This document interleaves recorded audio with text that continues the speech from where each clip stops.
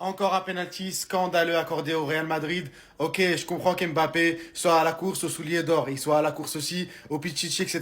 Il a une longueur d'avance même. Je sais aussi qu'au Real Madrid, quand il y a des décisions 50-50, il faut toujours choisir le Real. Sinon, t'arbitres plus. Quand on vous dit que le Barça a gagné la Liga seul contre tous, contre un système entier qui est fait pour que cette équipe gagne. Mais au moins, les gars, ne lui gâchez pas son trophée à Mbappé. Laissez-le marquer des buts normaux. Après, ils vont se plaindre que les gens ils disent ouais, c'est pas mérité, etc. Là, on a Arda Güler qui tente un premier sombrero sur un joueur qu'il réussit. Derrière, il y a un autre joueur, il retente un autre sombrero à littéralement 1 mètre de lui. Le joueur, en voyant, je pense, le ballon arriver dans sa figure, ou je sais pas, il a sursauté, il a eu un geste, il y a sa main qui a bougé, etc.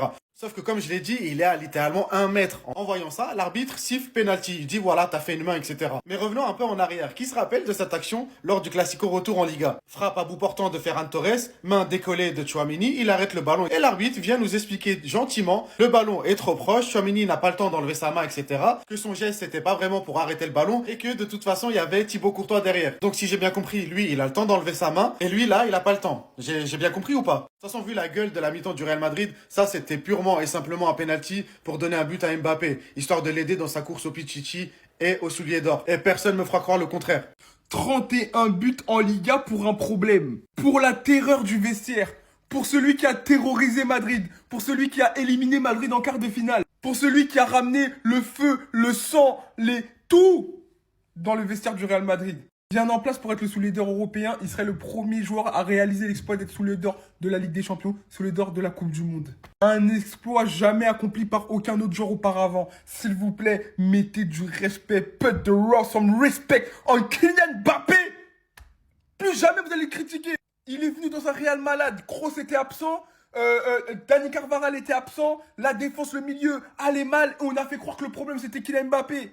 Aujourd'hui, plus que jamais, Pichichi de Liga. Plus que jamais, doublé face à la Real Sociedad. Il s'est créé ses buts tout seul. Enfin, le premier but, c'est un penalty repris. Ok, mais le deuxième but, on en parle. Au premier poteau, comme il a l'habitude de le faire, pour vraiment désosser le gardien. Et juste après, célébration de Vinicius comme un message pour la saison prochaine. C'est un message l'année prochaine. Vinicius et moi, on va faire la paire. Et vous n'êtes pas prêts. Mbappé de retour, la machine est de retour. Qui va parler? Voilà. On peut ne pas être d'accord sur plein de choses, mais c'est abusé les gars comment Mbappé il finit la saison en beauté. Le dernier match de la saison, il te met un doublé. Sur un penalty raté, le ballon revient sur lui et il marque. Et pour vraiment finir la saison en beauté, sur une passe D de Vinicius, il marque et il célèbre avec Vini sur sa célébration. Il est donc à 43 buts, 31 buts en Liga. Il est officiellement Pichichi. Pour l'instant, il est le leader pour le soulier d'or. Et tout le monde va nous rabâcher qu'il a fait tout ça alors que c'est sa première saison au Real et que c'est pas une bonne saison. Et tu veux dire quoi au final? Il y a les comparaisons de sa première saison avec la meilleure saison de Benzema. Il y a les comparaisons avec la première saison de CR7 au Real et la première saison d'Mbappé au Real. En 2024, les médias espagnols, la crevaison, le véritable taulier de l'équipe reste Vinicius, un entrepreneur infatigable. Retour sur terre, Mbappé n'a pas brillé pour ses débuts en championnat. Vinicius est parti seul à la guerre et l'a perdu. Chute galactique pour la première. Première sans intérêt de Mbappé. Et en 2025, Mbappé a livré sa meilleure version dans le pire Real depuis des années. Désormais, c'est le Français qui est seul. C'est triste que le meilleur match du Français, toujours en train de tenter des choses, se termine sur une telle défaite. Il n'a pas été aidé car Madrid a été un désastre à tout point de vue. Et pour finir, ils ne sont pas capables de se bouger pour aider Mbappé. Et bref, ça explique qu'en gros maintenant c'est le boss. Meilleur joueur de la saison au Real, Pichichi, leader au soulier d'or. Et c'est frustrant les gars. Mais au final, on peut rien dire. Sinon vous les gars, vous en pensez quoi? Même sur 5%, on s'ennuie. Donc là, aucun footballeur de l'histoire a fait ça. Vous voyez au-dessus le soulier d'or de la Ligue des Champions qu'il a remporté la dernière saison. Vous voyez ici, si vous me suivez bien, son deuxième soulier d'or, cette fois-ci remporté en tant que meilleur buteur de la Coupe du Monde. Désormais, on se battait pour cela, et ce n'est pas encore mis à jour sur le tableau ci-dessus, parce qu'il a marqué un autre but encore à la fin du match du Real Madrid aujourd'hui, ce qui le met littéralement en lice pour le soulier d'or européen du titre du meilleur buteur sur une année, avec 62 points, puisque cela compte 2 buts à chaque fois lors d'un championnat européen, ce qui fait que Kylian Mbappé sera officiellement le premier joueur de l'histoire, pas Cristiano Ronaldo, pas Messi, a remporté le soulier d'or européen, le soulier d'or de la Coupe du Monde, le soulier d'or de la Ligue des Champions. Un exploit jamais accompli par un autre joueur auparavant. Désormais, je me répète jusqu'à où va aller votre exigence, puisqu'en plus du fait qu'aujourd'hui, malgré son penalty manqué, il met le premier but, il met aussi le deuxième sur une excellente action avec Vinicius, pour en venir à un fait où Kylian Mbappé est le seul joueur à marquer 30 buts en Liga depuis Lionel Messi en 2021. Et si vous voulez remonter encore plus derrière, c'est Suarez et Cristiano Ronaldo. Jusqu'à où désormais va aller votre exigence encore une fois, sachant le fait que ne faisant même pas partie de cette liste, il peut encore remporter le prix du meilleur joueur du championnat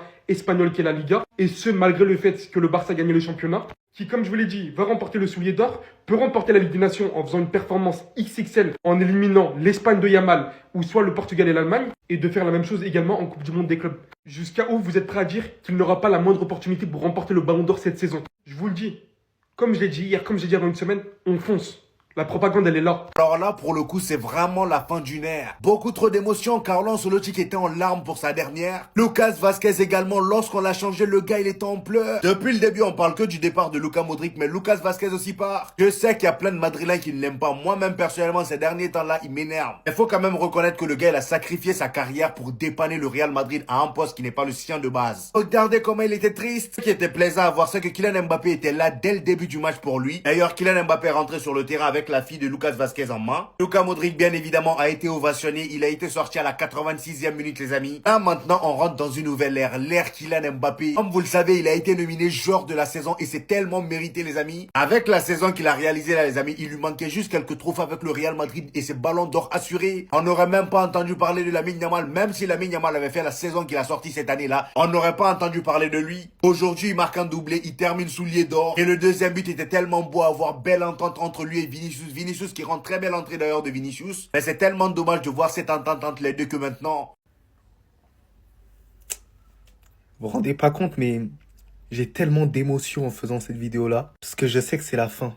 C'est fini, Luka Modric au Santiago Bernabéu, c'était son dernier match. C'est l'une des meilleures sorties qu'on a jamais vues de toute notre vie. Les joueurs de la Real Sociedad l'ont respecté. Ils ont fait une aide d'honneur où ils ont applaudi Luka Modric. Parce qu'il est respecté dans toute l'Espagne. Les joueurs du Real Madrid l'ont applaudi aussi. Les supporters du Real Madrid l'ont applaudi. On sent les émotions, vraiment. Et pendant tout le match, ça a scandé son nom. Lorsqu'il frappait les corners, ça scandait encore son nom. Au final, je regardais même pas le score. Je voulais juste prolonger encore le match. Juste pour profiter encore de Luka Modric. Mais vous savez, à ce moment-là, à quoi il pense? Il pense à tout le temps qu'il a passé au sein du Real Madrid. Parce que oui, l'impact de Luka Modric au Real Madrid est impressionnant. Regardez juste derrière. Luka Modric avait signé en 2012. Là, jusqu'en 2025, et on voit que la galerie des trophées, ça s'est élargi. Le tifo tout simplement extraordinaire, digne de sa légende. Mais Luka Modric, tu vas nous manquer.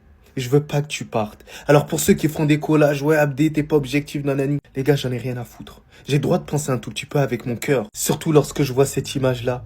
Toni Kroos aux côtés de Luka Modric. Ils ont terrorisé l'Europe à eux deux. Les gars, j'allais verser une larme. La tête d'homme, c'est une dinguerie. Ça va toi? Bon, en tout cas, on bien, alhamdoulilah. Les gars, j'ai deux questions pour vous. Ça concerne Mbappé les deux par rapport à son match d'aujourd'hui. Première question. Mbappé, il a eu un penalty. Il l'a raté, elle est revenue sur lui, il a marqué.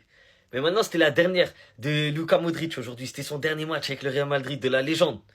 Est-ce qu'il aurait pas dû lui laisser son penalty? En gros, lui, il a préféré penser au soulier d'or plutôt que de donner à Modric. Est-ce que pour vous, c'est normal ou pas? Deuxième question. Du coup, on parle du soulier d'or.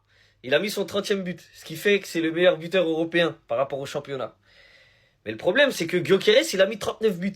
Mais avec 39 buts, il est deuxième. Et Mbappé, avec 30 buts, il est premier. Est-ce que vous trouvez ça normal ou pas? Que le deuxième ait 39 buts et le premier, il ait que 30 buts.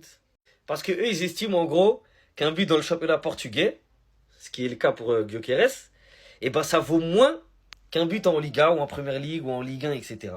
Et c'est pour ça que Gyökeres a 39 buts, mais il est deuxième. Et Mbappé, il a 30 buts, mais il est premier. Pour vous, c'est normal ou... 30 buts en Liga cette saison, les gars. 30 buts en Liga cette saison, sa première saison. Et alors? Et alors? Si tu es capable de mettre 30 buts et que ton équipe n'est pas capable de remporter ne serait-ce qu'un trophée ou ne serait-ce qu'un classico face au rival, c'est que tu marques un peu dans l'eau. C'est que tu es clairement favorisé. C'est on te pousse. Mais c'est quand même historique ce que ce mec fait. Kylian Mbappé, franchement, waouh. Ceux qui ont voulu tirer sur lui. Nous, les Barcelonais, on a la légitimité de tirer sur tout le monde. Mais moi, j'ai toujours dit que ce mec-là, il vaut rien, mais il est quand même capable. Il est capable. Ah, franchement, après, il faut compter quand même, il y a 7 pénaltys parmi ces 30 buts en Liga. Si tu veux retirer ça, tout ça, on va finir même, il passe devant lui. Mais franchement, très très fort. C'est historique ce qu'il fait. Il va prendre son soulier d'or, il n'y a pas de souci. Il ne sera jamais ballon d'or. Il ne sera jamais devant Lamine Yamal parce que individuellement, le talent de Yamal, c'est trop. Mais quand même, il peut être fier de lui, c'est un buteur. Alors les amis, j'ai vu qu'il y a un débat qui s'installait beaucoup autour de Tchouaméni ces derniers temps. Le débat est celui-ci. Est-ce que Aurélien Tchouaméni a sa place au Real Madrid? En tout cas, en tant que titulaire indiscutable. Est-ce que sous Xabi Alonso, Aurélien peut avoir une place de titulaire indiscutable au Real Madrid? Alors les gars, moi je vais vous répondre, je vais vous donner mon avis et ça ne reste que mon avis. Alors moi personnellement, Aurélien Tchouaméni, je n'ai rien contre. Il est talentueux, hein. Il a son talent, c'est un joueur qui est bon, il est fort. Mais je suis désolé, ce n'est pas suffisant pour être titulaire indiscutable au Real Madrid. C'est mon point de vue. Parce que laissez-moi vous dire, depuis qu'il est au Real Madrid, je crois que ça fait 3 ans. Ça fait 3 ans. Est-ce que quand je vous dis aujourd'hui, donnez-moi un match référence d'Aurélien Tchouaméni sans réfléchir là, est-ce qu'il y a des matchs qui vous viennent à la tête? Moi non. Et pour ceux qui me disent, je vous vois venir, pour ceux qui vont me dire, ouais, mais Carlo Ancelotti l'a souvent envoyé en défense centrale, donc il alterne entre la défense et le milieu. Eh les gars, je suis désolé. La saison dernière, il joue la plupart du temps au milieu de terrain. Malgré ça, titulaire indiscutable. Hein. Et malgré ça, et même pas que la saison dernière, les 2 dernières saisons. Et malgré ça, les gars, je ne vois pas de match référence, on va dire Aurélien, match référence. Et pourtant, son remplaçant qui est Kamavinga, j'ai pas envie de créer de concurrence entre eux, je m'en fous. Hein. Là, je fais juste une petite comparaison entre le titulaire et le remplaçant. Kamavinga, au moins, tu fermes tes yeux, tu as un match référence de lui. Notamment en Ligue des Champions face à City et autres. Mais Tchouaméni, il faut réfléchir, il faut aller puiser au fond. Et par rapport à Xabi Alonso, les gars, moi je ne pense pas que, à moins que là, Xabi Alonso le transforme en je ne sais pas quoi. Mais sinon, pour moi, il n'a pas le système, il n'a pas le style de jeu pour jouer sous Xabi Alonso. Xabi Alonso, lui, il a besoin d'un numéro 6 qui est mobile, pas un 6 statique un peu, voilà, à la football italienne, mais un 6 mobile et bon balle au pied. Oui, Aurélien Tchouaméni, on va me dire qu'il a une bonne qualité de relance. Mais, tu peux trouver mieux en qualité de relance. C'est pas pour réduire le joueur. Et je le répète, les gars, je n'ai rien contre Aurélien Tchouaméni. Il est bon, il est fort. Pour moi, par exemple, il peut s'épanouir dans un football à l'italienne. En Serie A, par exemple, il peut aller à la Juve. Il peut aller à l'Inter, à l'AC Milan. Mais au Real Madrid, je suis désolé, j'ai l'impression que... Et d'ailleurs, le Aurélien qu'on a vu à Monaco, c'est pas le même. J'ai l'impression qu'au Real Madrid, il était un peu, je sais pas, il y a de la timidité, je ne sais pas, il y a quelque chose, je sais pas. Il est dans une moule et il n'arrive pas à en sortir. Du coup, on a l'impression d'avoir un joueur normal. Genre, c'est... Et c'est pour ça que je vous dis, les gars, faut remettre ce mec-là en 6. Ça, c'est Valverde qu'on doit instaurer en 6 dans ce nouveau football-là à la Xabi Alonso. Faut mettre Valverde en 6. Comme ça, tu vois là. À la base, c'était lui qui était recruté pour pallier au départ un jour de Casemiro. Mais finalement, Casemiro est resté un peu plus longtemps. Bref, lui, il a dépanné un peu partout. Et bref, voilà quoi. Mais je le répète, les gars, je ne dis pas que Tchouaméni est nul. Je ne dis pas qu'il est nul, qu'il n'a pas de talent. Je dis juste, les gars, quand vous vous rappelez de tous les 6 qu'on a connus au Real Madrid, est-ce que Tchouaméni, pour le moment, en 3 ans, est-ce qu'il te dit, là, je m'impose en tant que 6 patron? Moi, je dis non. Moi, je dis non et c'est mon point de vue. Bref, les gars, dites-moi dans les commentaires, est-ce que pour vous, Tchouaméni doit rester titulaire ou doit jouer sous Xabi Alonso ou pas du tout? Et surtout, les gars, pour ne rien louper, abonnez-vous. Et j'oubliais, si vous voulez que je fasse des vidéos sur des joueurs ou sur un sujet précis, n'hésitez pas à me le dire dans les commentaires. Allez, je vous dis à plus, les gars.